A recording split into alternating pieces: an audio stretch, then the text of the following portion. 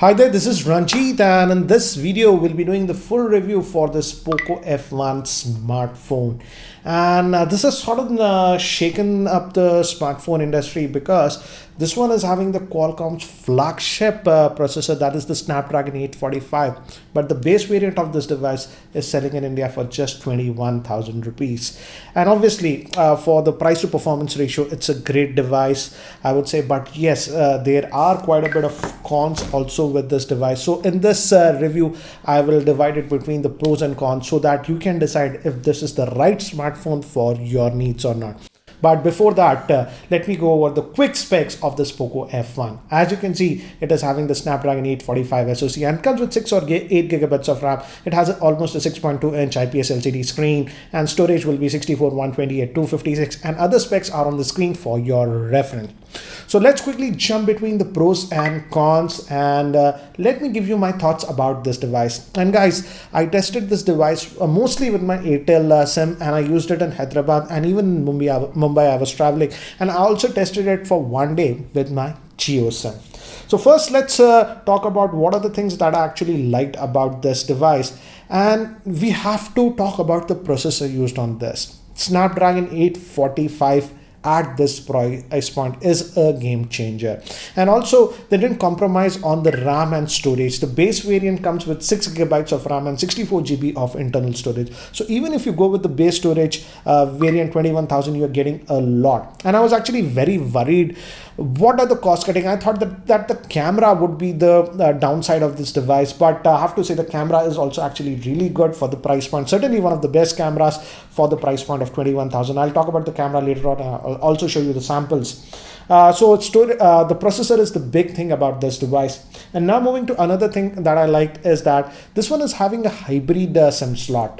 So even if you go with the base variant that comes with about 64 GB of storage, you can put a micro SD card slot and expand the storage. And I feel the value price point of this device is the base 21,000 rupees variant. And also, if you really require more storage, you can go with the 128 gigabytes of variant. I frankly feel don't go with the 8 gigabyte RAM variants or the armored edition that I have. That is priced a little bit higher. If you have that pricing, you have better smartphones like the Asus Zenfone 5Z or the OnePlus 6. So yeah, for the price point of 21 base, I feel that's the best price point. Now moving to the screen. I thought again the screen might be a compromise. It's having a 6.18 inch screen, almost a 6.2 inch screen with this notch design. I'll talk about the notch. It's having a pretty big notch, but in terms of screen quality, the screen quality is good. It's a high quality IPS grade panel, and the good thing is that many of these phones that are on a budget compromise on the screen in terms of brightness and viewing angles. That's not the case with this one. The viewing angles are good, and even in terms of brightness, it's actually a very bright panel. I believe it can go up to 500 nits. So even when I was using it outdoors in direct sunlight, I was traveling to Mumbai, as I told, I never had any issues with the brightness when you keep it on auto brightness. Even the direct sunlight, it's easily visible. So in terms of screen quality, you don't have to worry. Now moving to other things is that, as I told you, the notch is actually pretty big on this one. And the reason for that is, I don't know why they did it, apart from everybody is using the notch, so I get it. But it's so big because they also have a IR blaster infrared on this one.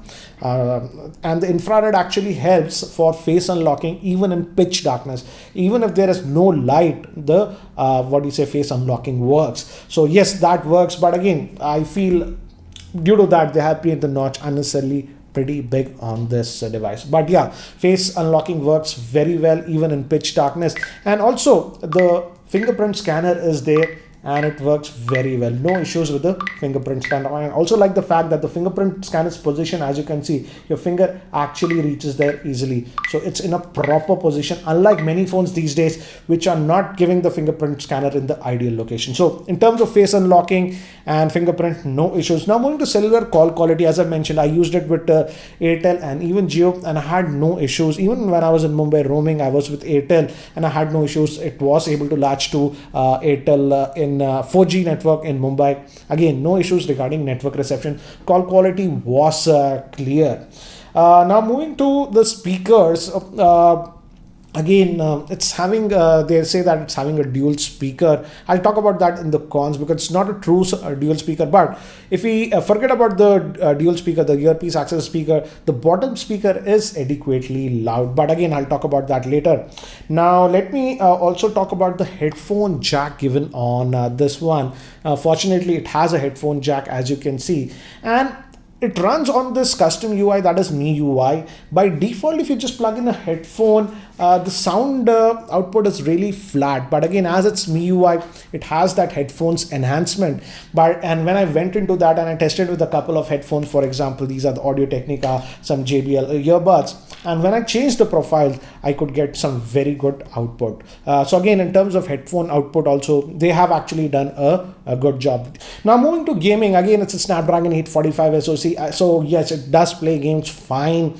I tried PUBG. I'm not good at PUBG, but it played PUBG. And I also tried other games like Asphalt Extreme and even Asphalt 8, and they ran fine. But for some reason, Asphalt 9 was not available directly from the Play Store. And I did some digging. I think so it's a bug with the developer, because even on the Zenfone 5Z, if you search it right now, you're not able to get Asphalt 9. And I did contact Xiaomi officials regarding that. They say it's a bug and that will be fixed by the developer. So in terms of gaming, again, it's having the Snapdragon 845 SoC, so no issues regarding gaming. And they claim that this phone actually has that vapor cooling. For example, the Note 9 actually also has that. And I didn't do continuous gaming for 45 minutes or whatever, but I did play Asphalt for quite some time because I know how to play that game.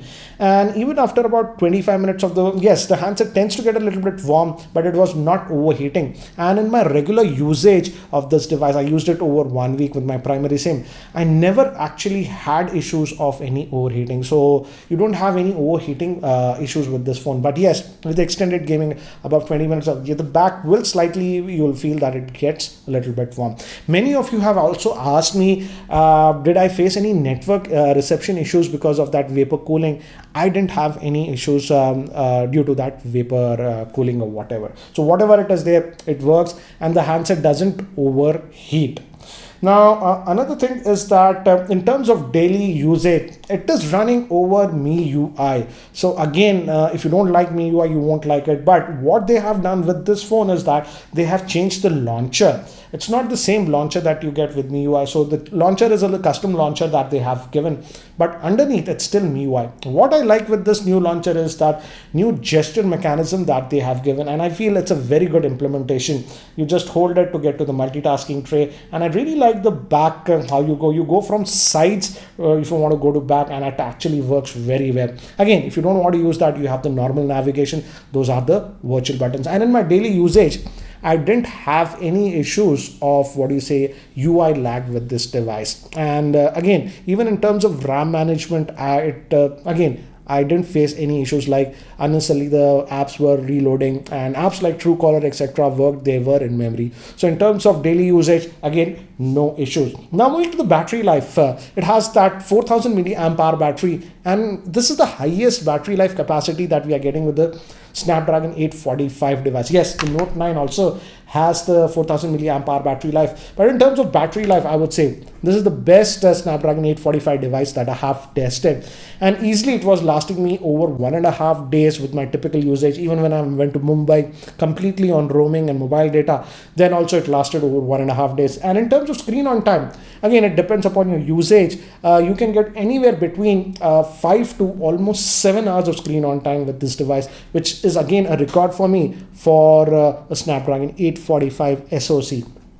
So in terms of battery life, they have done a very good job. And I really like the fact that here I thought they would do the skimping, but this device comes with a fast charger. That's a Qualcomm Quick Charge 3. That's an 18-watt charger within the box. So in terms of charging also, it's fast. Again, it won't be as fast as other devices because other devices, the Snapdragon 845 has 3300 milliamp hour, 3400. So yeah, to fully charge, it will take a little bit of time. But again, if you just want to charge it to about 50%, it charges fairly quickly with the default fast charger that is supplied.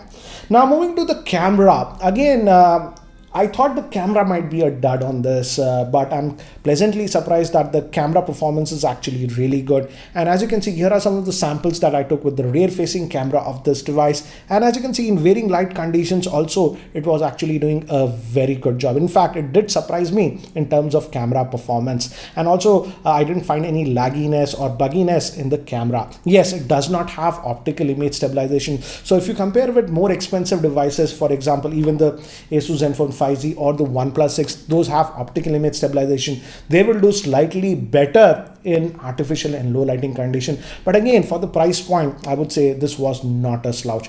And I was actually pleasantly surprised with the front facing camera performance. As you can see from the sample shots, the front facing camera performance was actually really good. And even with the front facing camera, it has that bokeh effect, and it actually works very well. So in terms of camera performance, I would say it does a very good job. Yes, it does not have optical stabilization, but even if we talk about video, it does have electronic image stabilization, so the video comes out very good. So in terms of camera, I would say I was extremely satisfied. In fact, I was surprised. For the price point of 21,000, this one has the best camera in the market as of now. So these were the good things about this device. Now let's move to the cons, and these are the things that I did not like with this device. And the first thing is regarding the speakers. Xiaomi in the presentation was touting this one as having stereo speakers. Technically they are right, but it's not a true, what do you say, stereo speaker setup. The main speaker is here at the bottom, and yes, a little bit of sound comes from the earpiece, but again, the volume level from the earpiece is actually pretty tinny. I would say it's just about 25% of the volume level if you compare it from the main speaker. So it doesn't give you the true stereo experience. So again, if you are expecting true stereo experience, you might be a little bit disappointed. In that respect, the Asus Zenfone 5Z and others that have proper what do you say, stereo speakers perform way better. So yeah, but again, I can't complain too much considering the price point, because even the OnePlus 6 simply doesn't even have what do you say, stereo speakers. So that's one thing. And now moving to the build quality. Again, if you look from the back, this device looks very ordinary. This is the premium Kevlar edition, but again, this one also, if you look from the back, feels a little bit on the cheaper side, and the base variants actually come with a polycarbonate pack. So in terms of looks, I would say it doesn't look very much premium compared to other devices that are having the Snapdragon 845. For example, this is the Zenfone 5Z, and even the OnePlus 6 have that glass back that give you that premium feel. So if you're looking for that premium feeling, you won't find that with this device. And I feel Xiaomi did this intentionally. They could have given easily a premium glass back on this device by raising the price of this device by 1,000 rupees. But I feel intentionally they haven't done that, because remember, Xiaomi guys also have their Mi 8 lineup, and if they would have made this device really premium from the back in terms of looks also, why would a consumer buy Mi 8? And remember guys, this is a global product. Yes, I know the Mi 8 is not launched in India, but it has been launched in other variant regions of the world. So I feel it's intentional that they have kept the back a little bit boring, and they have used components like polycarbonate, etc. Yes, that helps in terms of what do you say, cost cutting. But yeah, if you're looking for, in terms of looks are your highest priority, yes, this looks a little bit ordinary from the back. Now moving to another issue is that again, it runs over MIUI. So in terms of updates, specifically Android updates, it's going to be a little bit slow. The Xiaomi team has confirmed that this will be getting the Android P update, that's the Android Pie, very soon in the next couple of months. But again, essentially it's running over MIUI. So again, some of the bugs that you'll notice with MIUI will be present on this. And as it's running another launcher skin on this, so I feel the update situation won't be as fast as other devices. Also moving to another thing is that this is regarding DRM, and this is a digital rights management. And if you use services like Netflix, Amazon, and other paid video services, these are actually protected, and the phone and the chipset actually needs a DRM license for that. And this one actually has the DRM license 3, which restricts HD playback. For example, if you use services like Netflix or even Amazon Prime, the maximum resolution that will take is just 540p. It won't play in 720p or 1080p. And again, guys, this is restricted to only paid services like Netflix and Amazon. For YouTube and stuff that are free, yes, it can play up to 1080p, no issues, but you have to be aware of this. And it's because of the DRM thing, and you can actually check this yourself. There is a simple app that is known as this DRM app, and when you fire that up, you will notice that this device has the DRM level 3. Actually, you require level 1 to play HD feeds. So that is one thing you have to note. And I'm not sure if Xiaomi will be able to fix this, because I think so codec and licensing issues are there with this. I checked this on the Zenfone 5Z, and this supports level 1 and even the OnePlus 6. So these will be able to play full HD feeds from Netflix and Amazon Prime. But this here you will be restricted to 480p or a maximum of 540p. So that is something you have to be aware. But again, this doesn't apply to free videos, for example, YouTube and stuff. They will play at 1080p. Also, in terms of games compatibility, I've noticed that some of the games suddenly stopped showing up on this device. For example, Asphalt 9. Currently, if you search, it won't be listed. Asphalt 8, Asphalt Extreme, others will be listed. And again, I checked this even on the, Zenfone 5Z, which is also having the Snapdragon 845 SoC. And here also, suddenly the Asphalt 9 has started missing. And I, in fact, contacted, Xiaomi officials. I was posting about it on Twitter, and they got back to me. It's an issue with the developer, they said, and that will be fixed soon. I asked them when. They said they don't have a date, but it will be fixed soon. So I think so it's just an issue with the developer, and because this, even the Zenfone 5Z also, it's not showing Asphalt 9 as of now. So I hope that will be fixed in the next couple of days. And also, I noticed that some users were complaining about IDSM issues, and I also raised this issue on Twitter. And after a few hours, Mr. Jaimani from Xiaomi actually replied that the issue has been solved. Personally, I've been testing it with Airtel and Jio, and I didn't have a problem. So it looks like the issue that some people were having with the IDSM is hopefully resolved.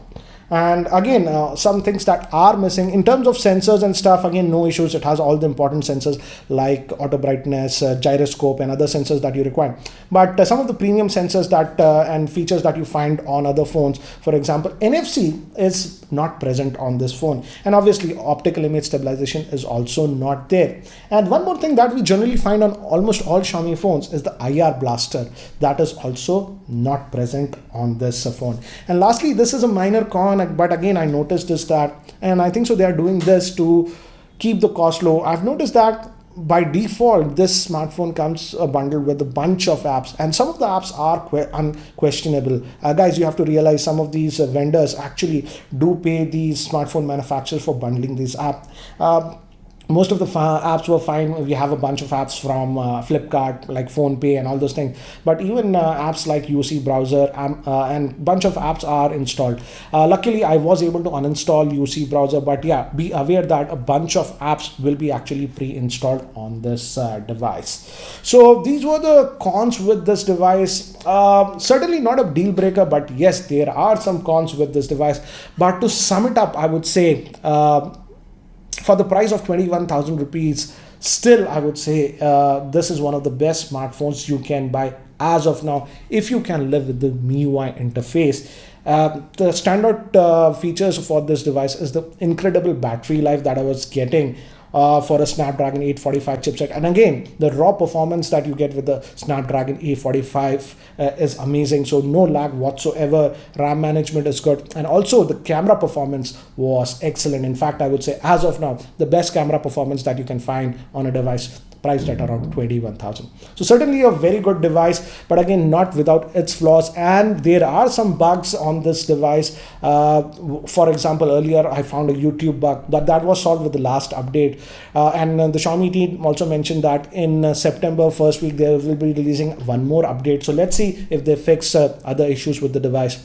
But overall, I would say if your budget is around 21,000 rupees and you are really looking for a fast smartphone and styling is not your highest criteria, you can definitely have a look at this device. And this device is sold in India via Flipkart. I'll leave the link in the YouTube description area. And guys, I've also posted another video, that is a FAQ video on this POCO F1, where I answered most of your common questions. So again, watch that video for more info. So guys, that's it for now for this video. Thanks for watching, and if you guys are still not subscribed to my YouTube channel, hit that subscribe button. Thank you. This is Ranjit, and I hope to see you in my next video. Take care, guys.